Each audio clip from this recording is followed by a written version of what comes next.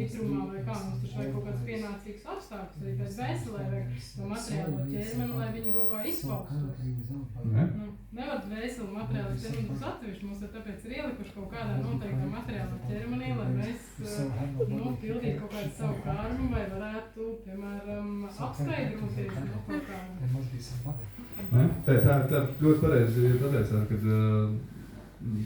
tas, ka mēs esam materiāli ķermeni, tas ir sekas tam, ka mēs gribējām, ka mums bija kaut kādas vēlmes, jā. Tā kā, un tad mēs jums varam piepildīt, jo te ir tā izvēles brīvība, ko mums Krišna arī ļauj. Ja mums ir vēlme būt kā Dievam, tad voilà, lūdzu. Jā, un mums ir vēlme, tā, ka neko man nepalīdz, es negribu tev zināt, viņš arī paies malā. Un neko neiejauksies iekšā.